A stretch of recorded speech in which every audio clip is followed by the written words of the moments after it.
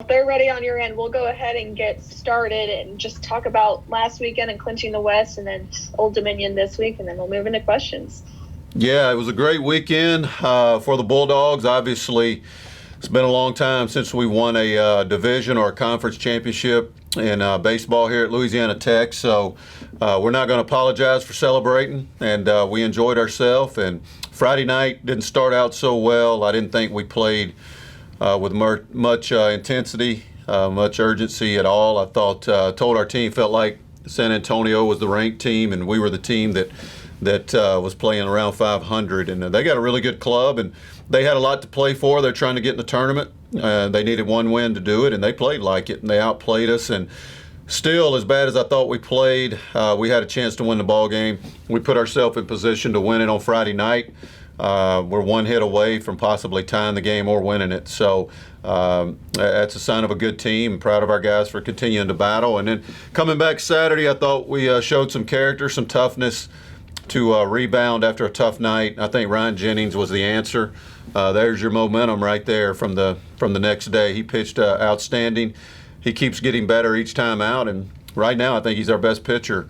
His breaking ball has been electric. He only had 2 punch outs, but he allowed the 1 run in the first inning, and he threw up 6 zeros. And you can't ask for much more. I said it Friday night. We would need 2 complete games. We got 1, and we were 1 out away from getting another one with Cade. He pitched really well, and obviously we didn't get it done. They tied the ball game, and I thought we made some huge defensive plays in that game. We had the relay where they were trying to send the runner to take the lead and could have won the ball game for them, but McConnell gets it into Alex. Alex makes a good throw to Corona, and he hangs on to the ball, applies a tag, and gives us a shot, puts us in extra innings. And Martinez was really good. I thought our relievers were really good after that.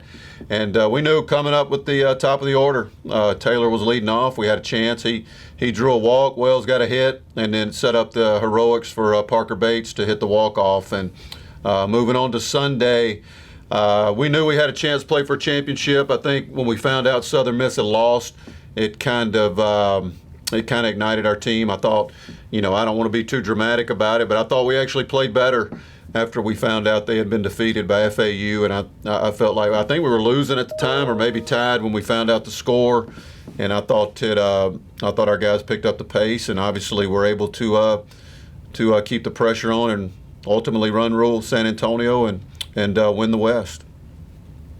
Proud of our guys. Perfect. Questions for Coach? Go ahead, Ben. Coach, how difficult is it as a head coach? Obviously, Friday night you get the first 2 guys on in the 9th inning with George coming up, and then in the late in the game, I believe it was in game 2 on Saturday when Matulia came up, 2 traditionally bunt spots with 2 guys that aren't exceptional bunters.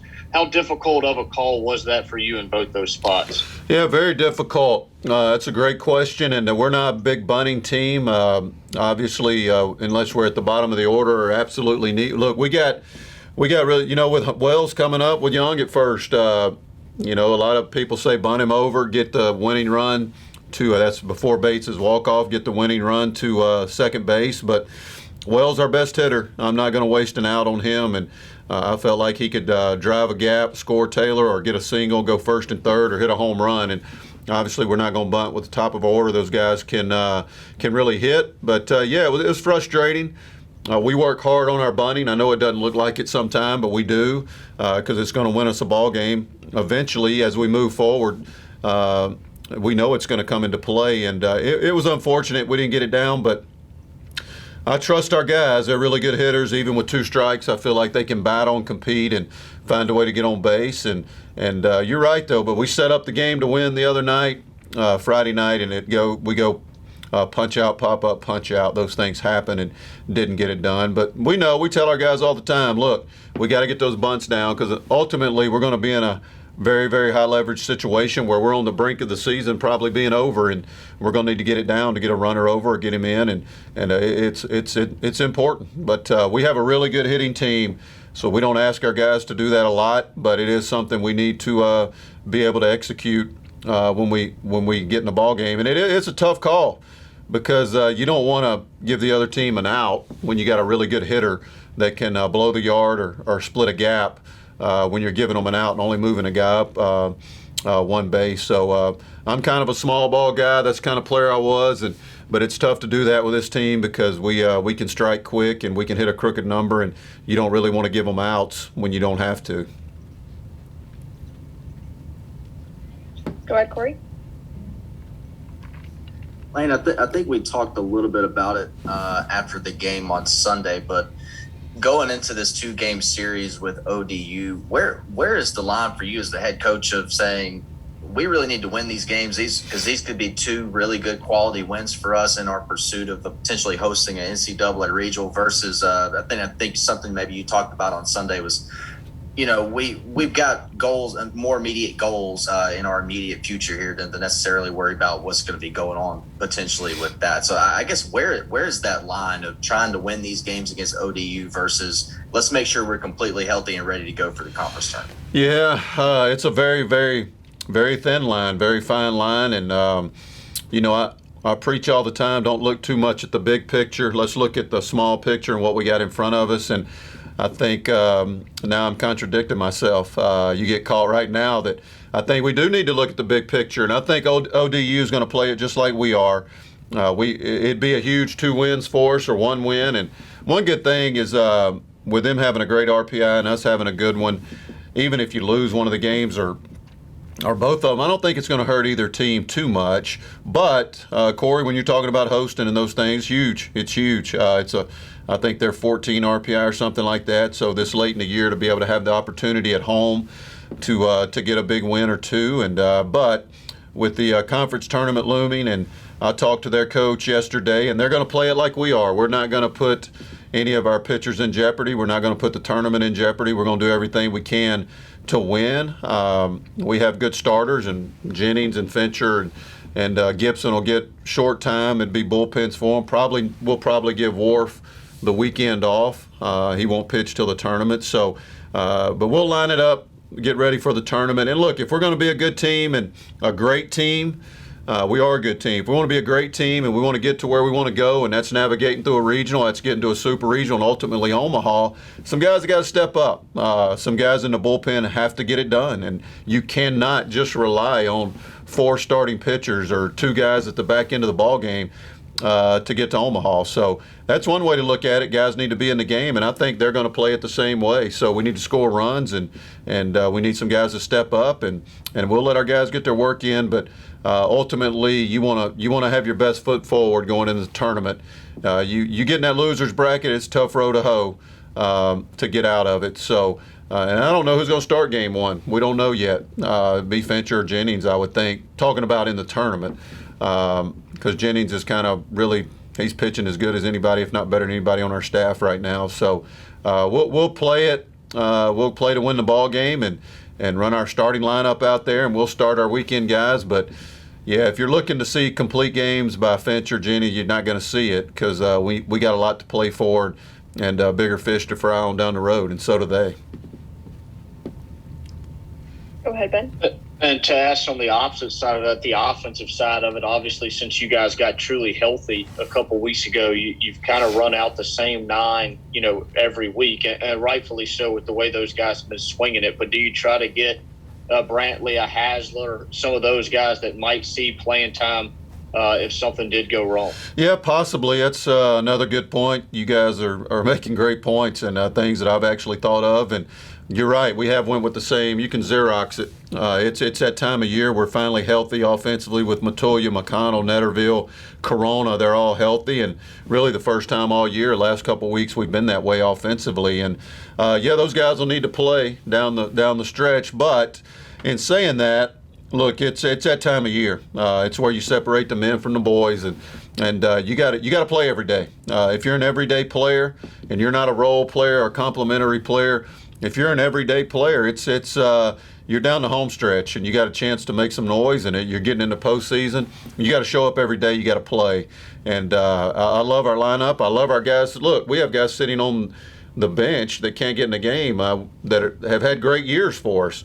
You mentioned Hasler and Brantley and Myers, Page, Bryce Wallace. I mean, we got really, really good players over there that are having trouble getting in the ball game because our starters are playing so well. But it's a good feeling. You got those guys when you need a pinch hit or if somebody gets hurt or somebody's sick or something like that. But I think right now you got your 9 that you roll with, and you got to go with them. And I think maybe those guys, Corona had 2 or 3 weeks off, and Hasler was outstanding. You remember he caught the game, Arkansas, Ole Miss, the sweep at Tulane, and winning the series at Southern Miss. He was catching all those games. So maybe those guys are a little fresher. They had some time off due to injury, and right now, but yeah, we'll see. The scoreboard dictates everything.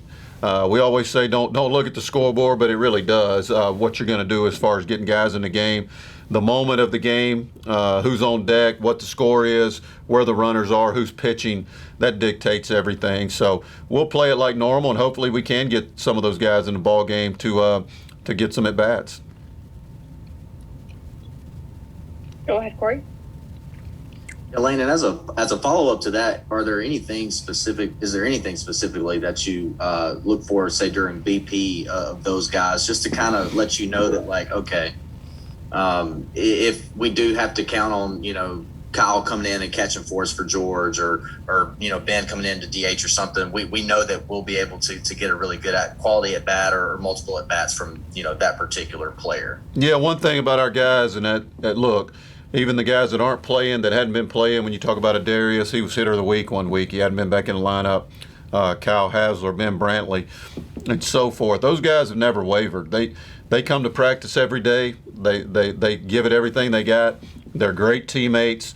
They pull for their teammates. I've never seen any of those guys take any time off as far as or bad body language. Logan McLeod's and they work hard every day because they know their shot. They may get their shot. Their number may be called, and that's kind of one of our things. You need to be ready. You think about a Darius, and go back to the Arkansas Sunday win. Phil gets hurt. He goes in. He gets a base hit, gets the rally going, helps us score, and he makes a diving catch in the ninth to preserve the win. When your number's called, you got to be ready. And we preach that, and our guys, they do a great job. So as far as looking at BP, yeah, you watch them, see what their body language is. Are they locked in? Are they? And for the most part, our guys are. As far as game day, I'm a big proponent. I know a lot of people aren't. I make the lineup out early. I don't like watching BP to see who's going to play. And I know right now we're playing the same guys, but I like making it out early. I think BP is a little overrated.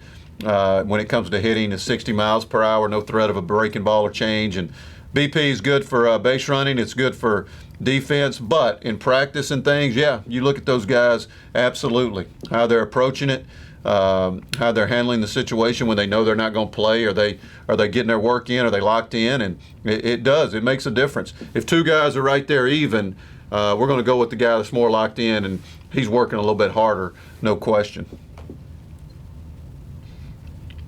Go ahead, Ben.